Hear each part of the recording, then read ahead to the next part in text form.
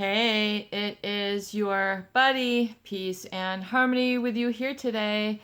Much love going out to all the beautiful, empowered harmonizers. Yes, you. This video is zooming in and focusing in on a great viewer question, and that is to go into a little bit more in depth in terms of understanding the dance between a malignant narcissist and their supply, or someone who they're manipulating and targeting, and why is it so difficult to let it go and to heal from it. This individual might also be someone who is psychopathic, someone who is devoid of morality, devoid of conscience, devoid of a sense of emotionality. They don't experience fear, love, attachment, bonding.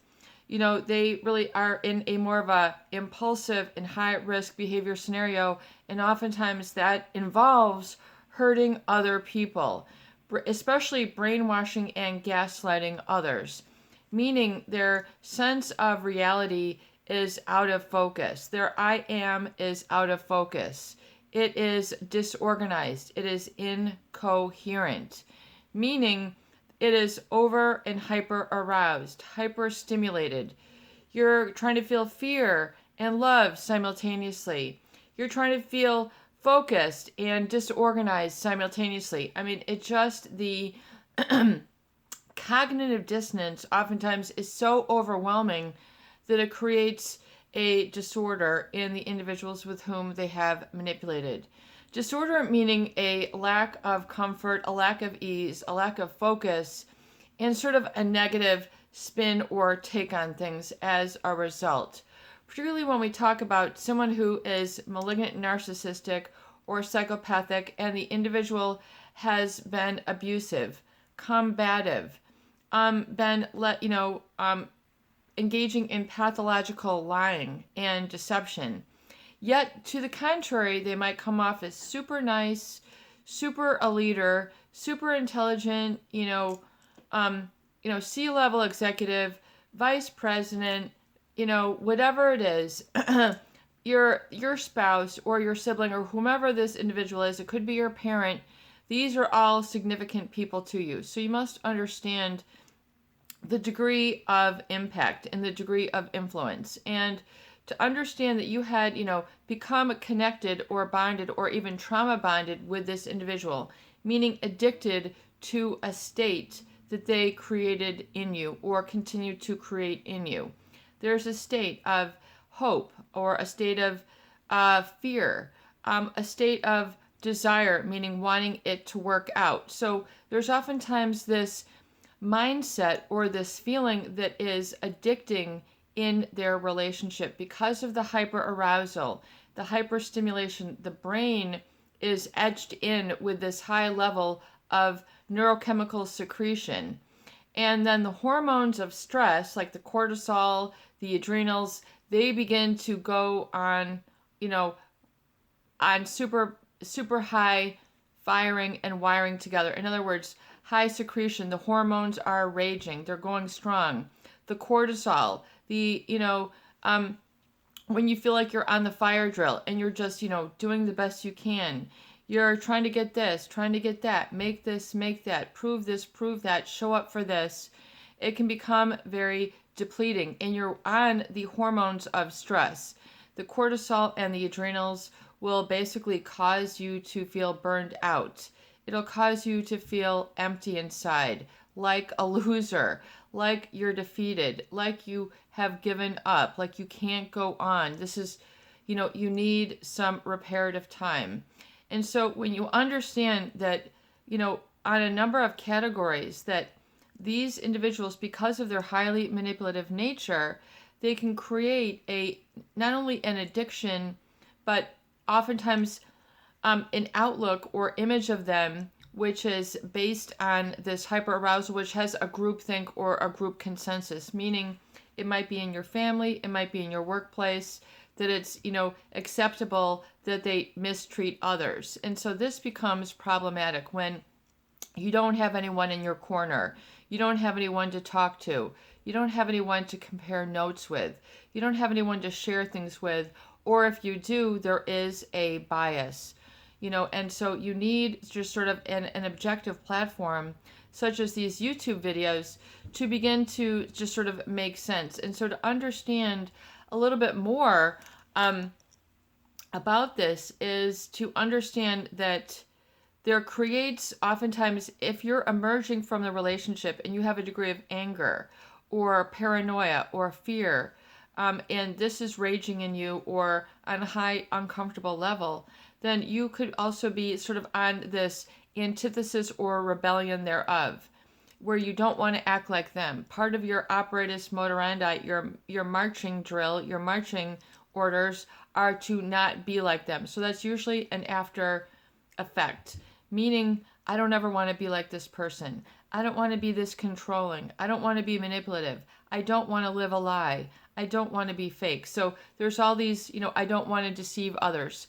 I don't want to live only in my head. I want to be able to live in my heart.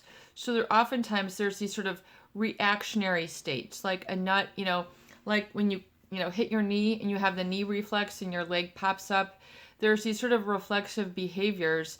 There's survival, the hormones of survival, of stress, of fight or flight are kind of what begins to run the show.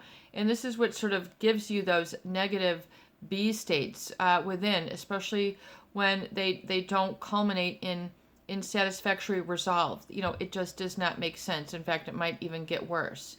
So it is important to understand that then if you are in a mindset where you are wanting sort of rebellious or the antithesis or wanting to be different then you might find yourself heavily identifying with the behaviors that are the opposite, and oftentimes, identify with them to the extreme. Meaning, if this person was highly controlling, then you might find yourself highly uncontrolling. If this person was, a perfectionist, highly organized, highly efficient, lived only in their head, and an absence of warmth, or, an absence of, real, coming through for you, then you might find yourself identifying with the opposite, being imperfect, being disorganized, being disheveled, being problematic, and, entering into states that do not, it's only for a survival. In other words, being angry, being resentful, being impatient, being anxious, being irritable, being depressed, being hyper-aroused. Oftentimes, these are reactionary states. They are not responsive states. They are reactionary. And the degree to which they are reactionary can be the degree to which you feel that you are still controlled by this individual, meaning that you're sort of living in reaction. Your identity is one of reaction, and it always sort of incorporates the past. It incorporates this person. So you're sort of dragging them through space, if you will. You're keeping them connected like an anchor to your ship. You're keeping them connected to you like a ball and chain, like you see with the prisoners, back in the day, that they have like a ball and chain, or maybe that was in the comics, but it's kind of like that. And then you hear, this person's like my ball and chain. In other words, you feel that it's dead weight. It's causing you a burden. And so the degree to which you still feel this is the degrees to which you are still identifying with a reactive state, meaning you're still identifying with the I am that has been created as a reactionary. And so if you're wondering why do I feel so angry, so hostile, like I'm a rebel, like, I'm wounded, oftentimes these are reactionary, and they are true wounds, and they are true hurts. Your feelings are legitimate, but if you continue to play with them and over and over and over, then it's going to etch a very, very strong, indelible image in you, and you're going to keep replaying that image. So it's important to realize the degree to which that image has been carried over through weeks, through months, or even decades. How long are you replaying that same movie reel, that same highlight reel? And yes, it's connected because of the high degree of hyperarousal. In other words, it's as if you're being chased after a predator. Like, a saber-toothed tiger is chasing after you in the forest, back in the days of the hunters and gatherers. You had to learn, to fight or to fly. So this is part of your survival mechanism, and it's switched on when you feel you're in the presence of a threat or a predator. So if you're in that reactive state and you don't know how to get responsive, in other words, you haven't taken time for meditation, to relax, to calm down, to stop that stop the anxiety, stop the routine, stop the same pattern, stop the same cycle, then you're going to always just sort of always be in that same, that same track. It's just like a highway. It's like a neural highway. You just keep traveling it again and again. And so it keeps taking you to the same places, introducing you to the same people. You feel the same way. You're talking the same way. All these are, and you're not able to sort of reconstruct or reinvent or change. It becomes important then that you get a leverage over yourself, which is strength and power over that reactionary state, to change what you want. Not what they want, but what you want. So to make that change, you have to be able to have an internal locus of control and an internal motivation.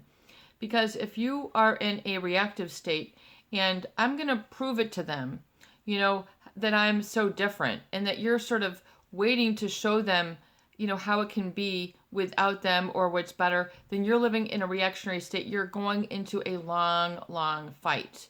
You're going into you're living in a reactionary state, very much like the knee-jerk reaction where you're being hit and you're just on autopilot. And to the degree to which you can look at that and identify it within yourself, that you are going to be stronger and have a better degree of control. And this is a process.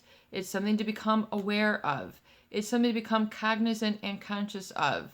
Your reactive state and your degree to which you're still trying to, serve them. In other words, I'm going to show you, how much of a survivor I am. So you're still keeping them in your factor of equation. So you have to look at the degree to which you're still factoring them in and you're still staying connected. And the degree that you are, can also keep you very limited in identifying with the victim state, the I'm not good enough state, the I'm weak state, I'm not enough state. So if you can for a moment let go of that reaction and become more aware of that reactive state, and then or a need to rebel, fight back against. So with them, in other words, for you, rather than identifying more with your past, the change and transformation has to be identifying more with your future. Identifying more with your future and embracing the future you, what you want, versus, embracing, quote unquote, the experiences of the past. It's a very important change. You need to really embrace your future and look ahead and practice that focus state of looking ahead and, I am enough, and then focusing on your strengths and what empowers you and sort of getting into that next level, at least beginning to be able to become present and then looking forward so you can identify more with the future and developing and living in the present so you can have a degree of awareness and then change of your reactive states. Because people end up picking up physiological states from them.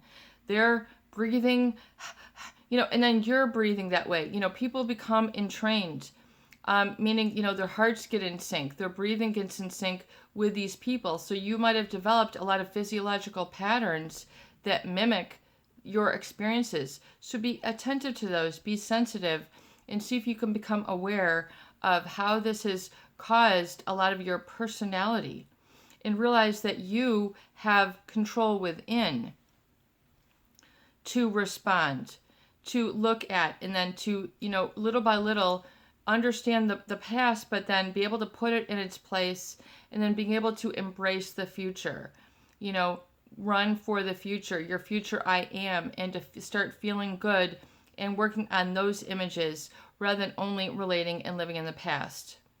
It's your buddy, Peace and Harmony, with you here today. I hope that these videos do help. please share, please subscribe, and please donate for more great tools, videos, discussion, and support. Peace out. Have a beautiful day.